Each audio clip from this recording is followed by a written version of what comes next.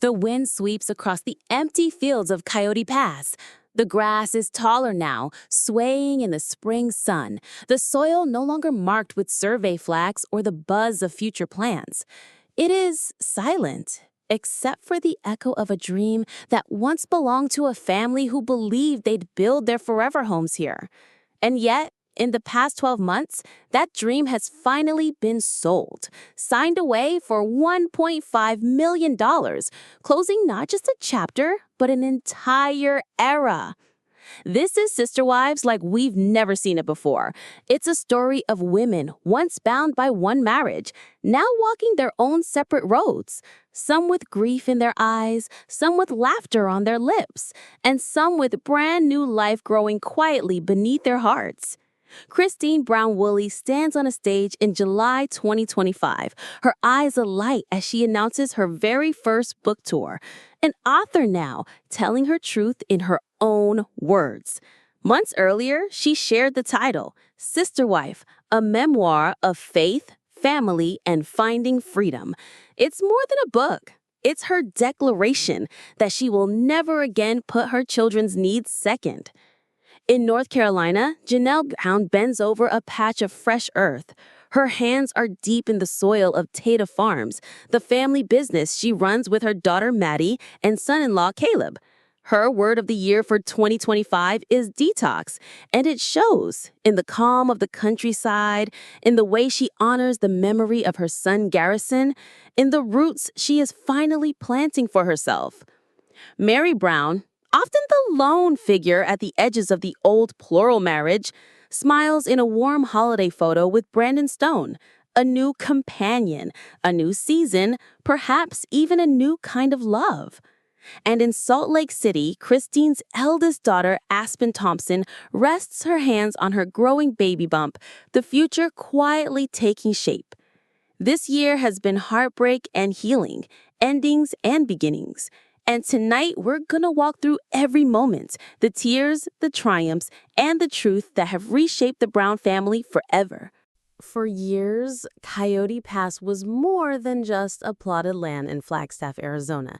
It was a promise.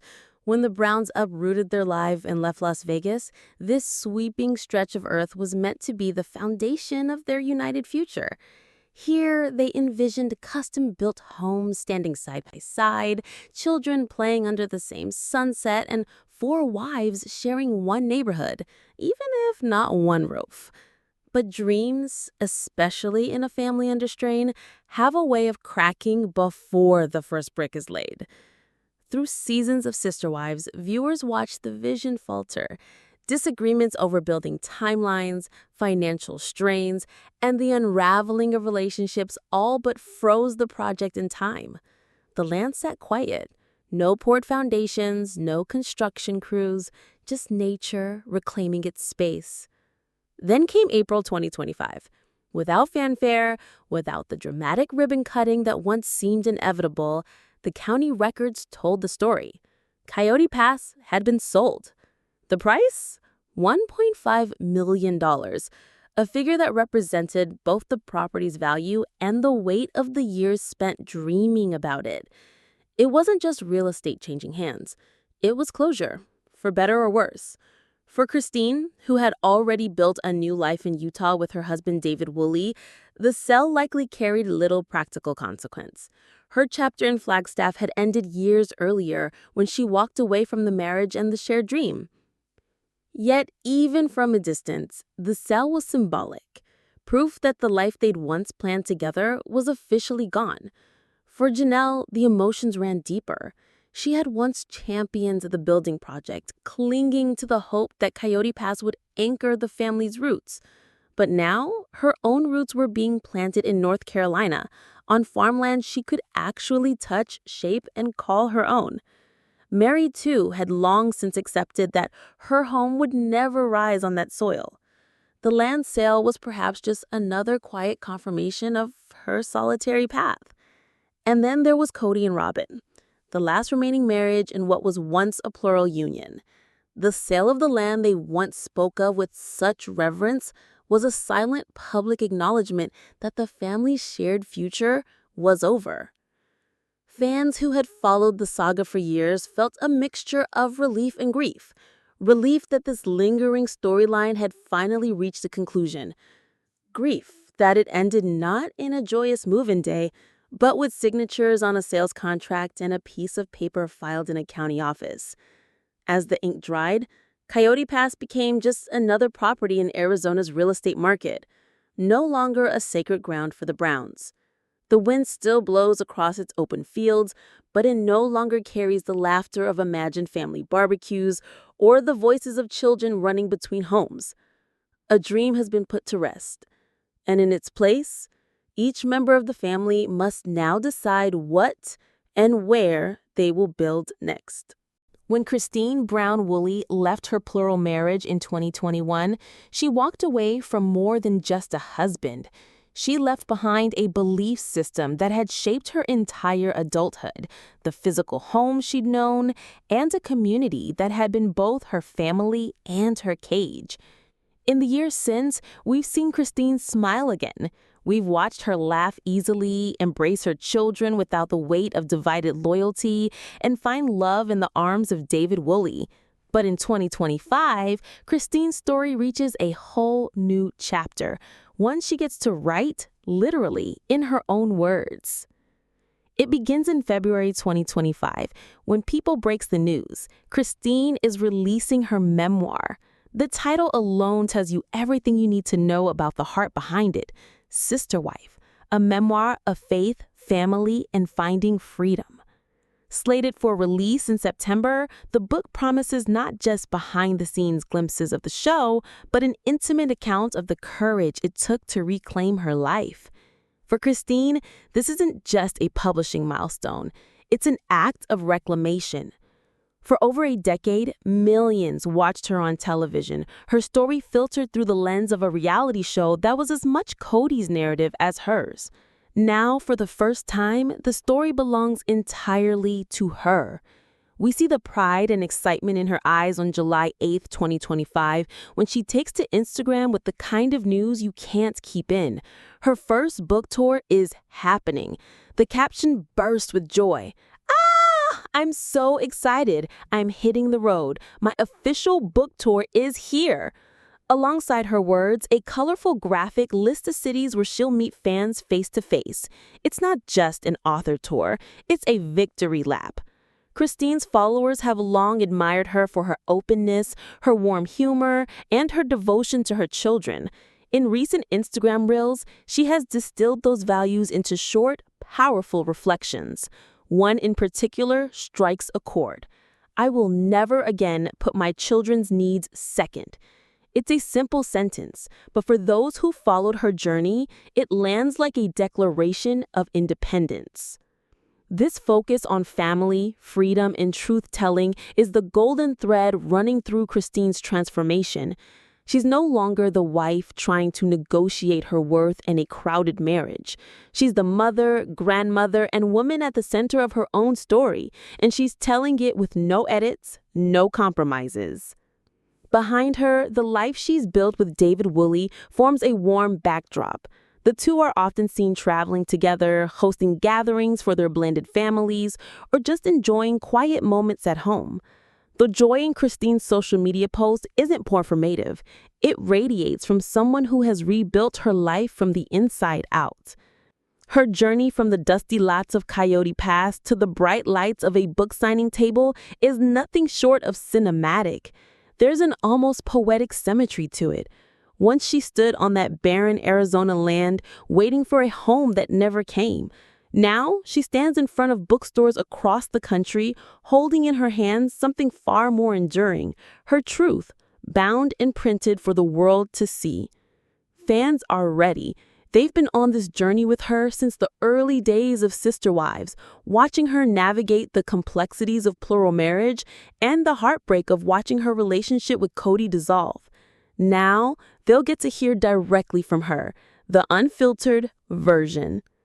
For Christine, 2025 isn't about proving herself to anyone. It's about living fully, telling her story boldly, and continuing to choose joy. In every city she visits, every hand she shakes, every page she signs, she's affirming the same quiet truth.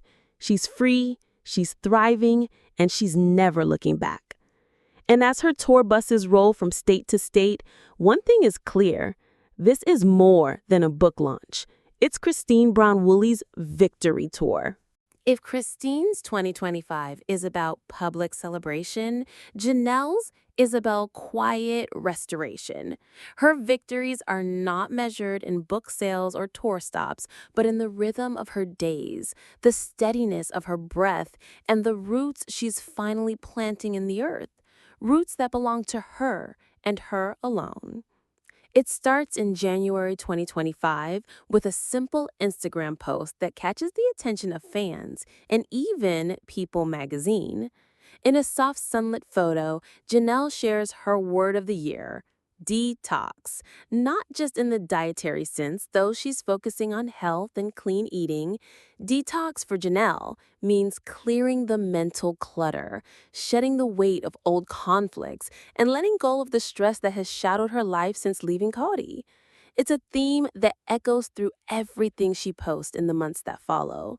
We see her spending more time in nature, documenting her walks under the Carolina sky. She writes about simplifying her routines, journaling, and savoring the kind of stillness that was rare in the chaos of the Brown family's past.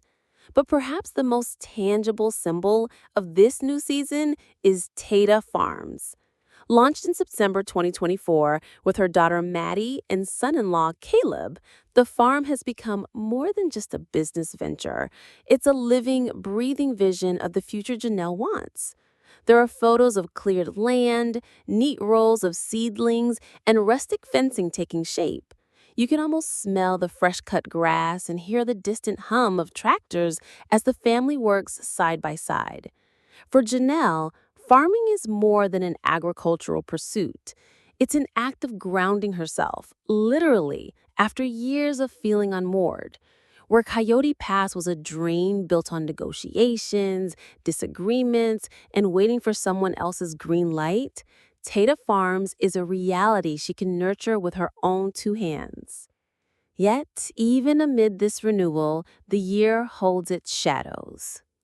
On May 5th, 2025, Janelle shares a deeply personal post after visiting Flagstaff.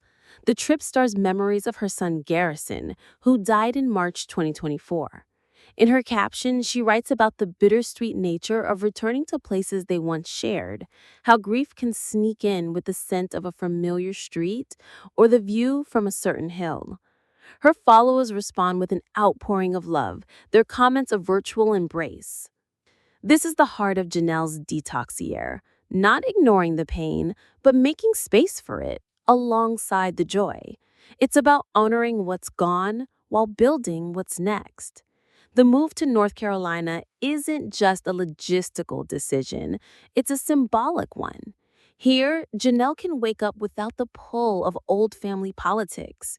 Here, she can pour her energy into her farm, her children, and herself.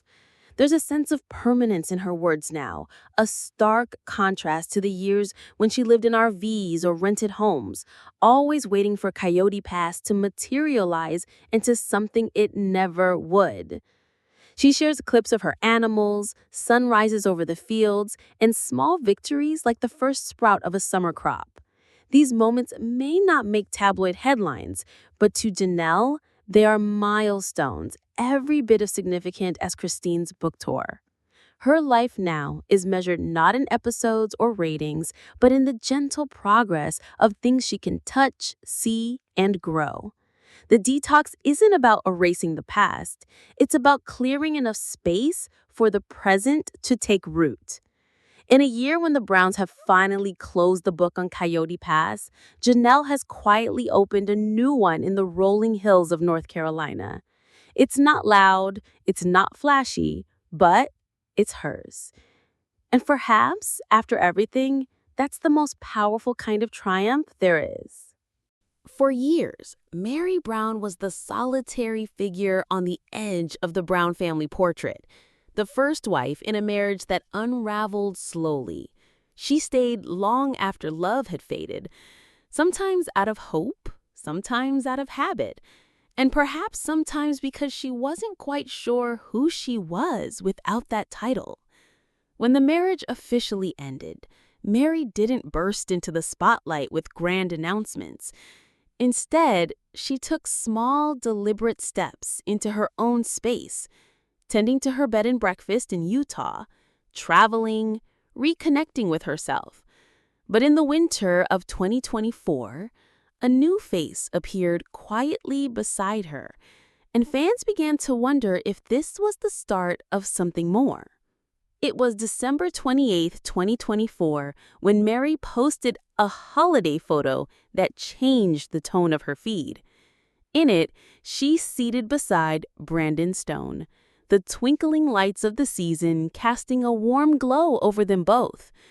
They're not overly posed. It's not a formal announcement, but the comfort between them is unmistakable. By early 2025, coverage confirmed what the photo suggested. Brandon is more than just a friend. This comes nearly a year after Meri's brief relationship with Amos ended in February 2024, a relationship that, while short-lived, seemed to open the door for her to imagine a romantic life beyond Cody. Brandon's presence feels different. In photos and glimpses from her travels, Meri appears lighter, her smile more effortless. There's no grand performance, just a sense that she is at ease in a way fans haven't seen in years. Her Instagram in early 2025 reflects that ease. There are still posts about her B&B, Lizzie's Heritage Inn, and the empowerment retreats she organizes, but woven in between are moments of laughter, snapshots from road trips, and captions that speak to living in the present. She writes in one post, "Happiness is not a place you arrive at, it's the way you choose to walk there." Meri's return to joy is not about replacing the life she left behind. It's about building something entirely new, one that doesn't require her to fight for attention, approval, or affection. It's about choosing companionship without the weight of competition, love without conditions, and a future that unfolds on her own terms. In many ways, her journey mirrors Christine's and Janelle's, all three women stepping into lives where their voices are no longer diluted by the plural marriage dynamic. But Meri's path feels uniquely her own, slower, quieter, and more introspective. She's not racing toward the next big public milestone. She's savoring the smaller ones. A shared cup of coffee, a scenic drive, a laugh over an inside joke. To fans who have followed her for over a decade, these glimpses are more than updates. They're proof that joy can return, even after years of feeling like an afterthought. They're reminders that sometimes the softest season of your life comes after the storm has passed. And for Meri Brown, this softer season seems to be just beginning. In a family as sprawling as the Browns, life's milestones have always carried a special weight. Weddings, births, and graduations are rarely small affairs. They ripple outward, touching dozens of siblings, cousins, and in-laws. And in the spring of 2025, one such ripple began with a quiet moment on live television. It was April 30, 2025, just days before Mother's Day, when Christine and Cody's eldest daughter, Aspyn Brown Thompson, appeared on Fox 13 Salt Lake City. The segment was framed as a lighthearted lead-up to the holiday, but for those paying attention, the news came in the curve of her hand and the glow on her face.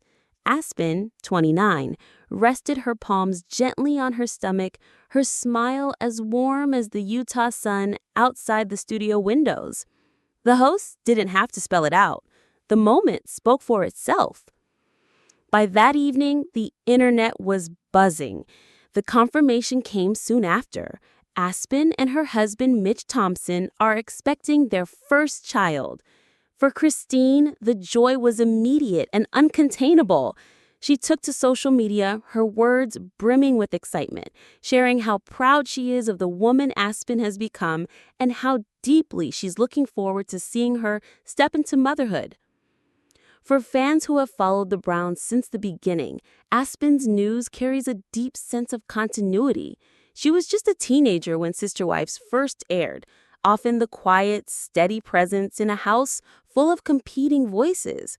Viewers watched her navigate the unique challenges of growing up in a polygamous family, go off to college, marry Mitch in 2018, and settle into a life that, while more private than some of her siblings, has always seemed grounded and intentional.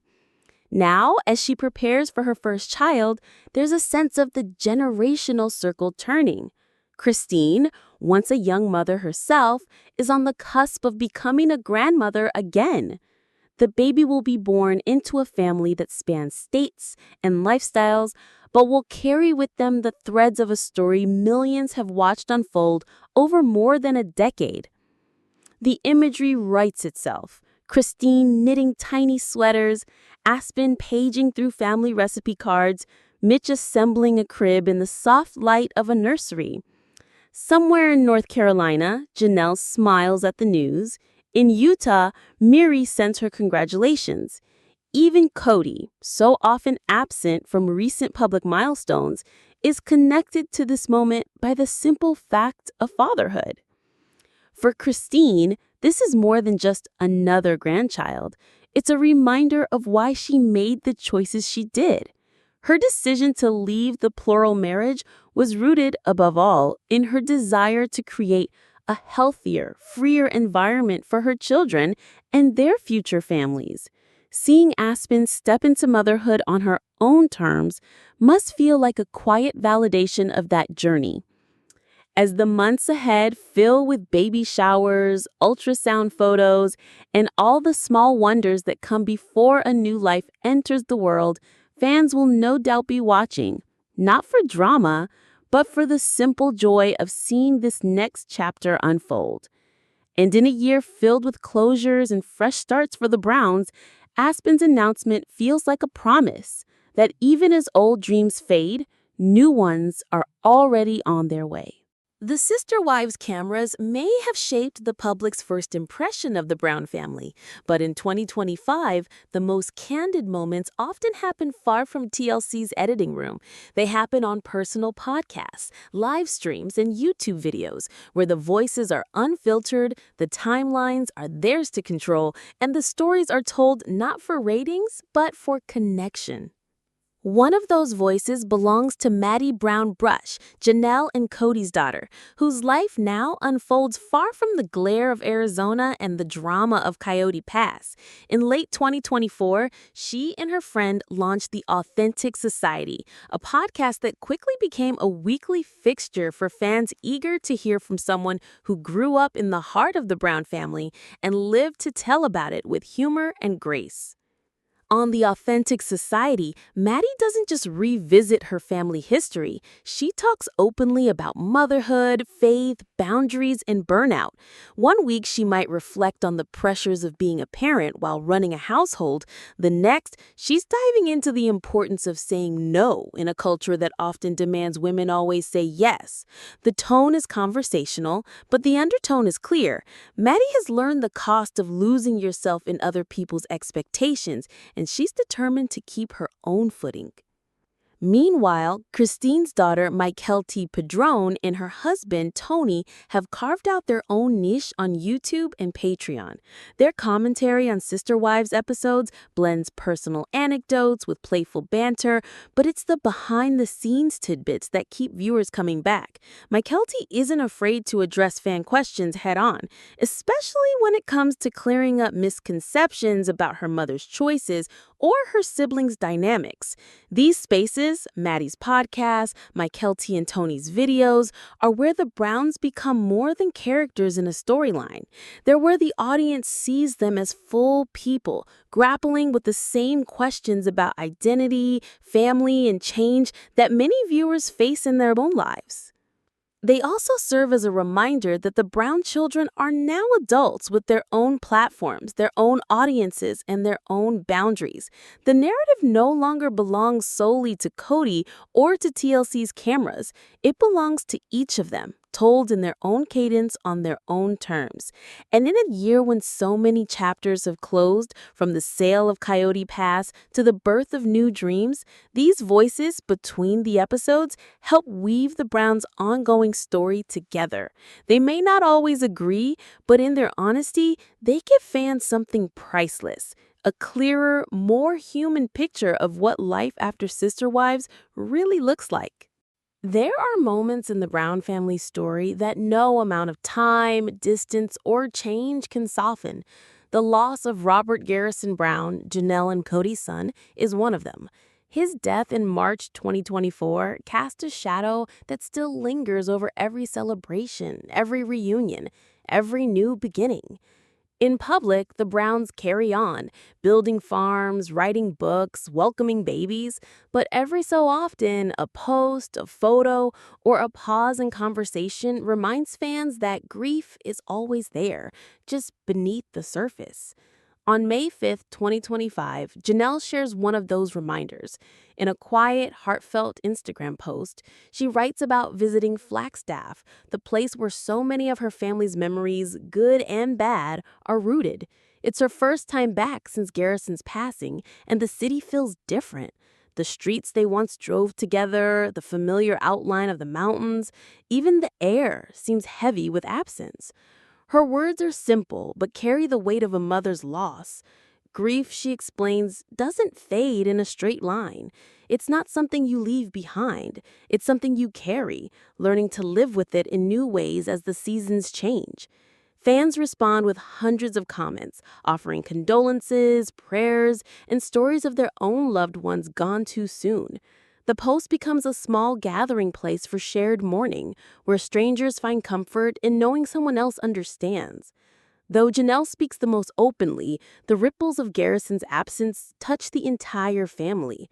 Gabriel, his younger brother, has largely stayed out of the spotlight, but fans have noted the rare, poignant moments he's appeared in photos, often with a quiet, closed-off expression. Christine, while not Garrison's biological mother, has shared throwback pictures in the past, images of family dinners and camping trips, preserving him in the warmth of those earlier days. Even Cody, who has been the subject of much criticism in recent years, is inevitably tied to this loss.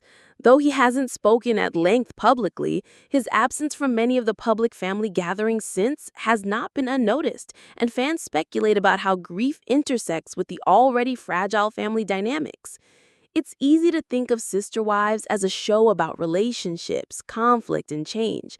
But moments like this remind us it's also about something deeper, the universal human experience of losing someone you love. The Browns' grief is public, yes, but it's also achingly personal, shaped by memories the cameras never captured. In a year filled with milestones and forward motion, the shadow of Garrison's absence is a constant. It's there when Janelle plants a tree on her farm, when Gabriel shares a quiet dinner with his siblings, when the family gathers for holidays and counts one less at the table. And while the Brown story keeps unfolding, this loss has become a part of its fabric, a reminder that even in seasons of growth, there are threads of sorrow that remain, woven through every chapter to come. As the summer of 2025 unfolds, the Brown family stands scattered across states, timelines, and very different versions of happily ever after. The vision that once held them together, one marriage, one shared piece of land, one unified future, has dissolved. In its place are individual lives, each shaped by the choices and chapters of the past 12 months. Christine is firmly planted in Utah with her husband, David Woolley. The glow of her July book tour announcement still lingers on her Instagram feed. And with her memoir set to release in September, she is bracing for another season in the spotlight. Christine's days are filled with travel plans, fan interactions, and the anticipation of becoming a grandmother again when Aspen's baby arrives. If there's a theme to her year, it's celebration. A season of owning her story and savoring the joy she's fought hard to create. Janelle is far from the mountains of Flagstaff, rooted now in the green hills of North Carolina. Her detox year is well underway, reflected in the steady growth of Taeda Farms, the family venture she's building with Maddie and Caleb. She is still navigating grief, still honoring Garrison in small ways, but she's also moving forward, planting seeds, literally and figuratively, for the life she's choosing on her own terms. Meri splits her time between Utah, where her bed and breakfast, Lizzie's Heritage Inn, continues to welcome guests, and the open road, often with Brandon Stone by her side. After years of walking alone, she's leaning into companionship and carving out a softer, quieter chapter that is hers to define. Robin remains the most private, largely absent from public platforms since the unraveling of the plural marriage. She and Cody are still together, the last surviving pairing of the once four-wife union, though their lives are mostly lived off-camera and out of the public eye. The Browns' children are increasingly the ones carrying the family's voice into the world.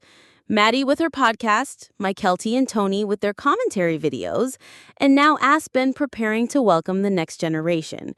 The story has expanded beyond the parents, into a network of adult children shaping their own paths, each deciding what parts of their upbringing they'll carry forward and what they'll leave behind.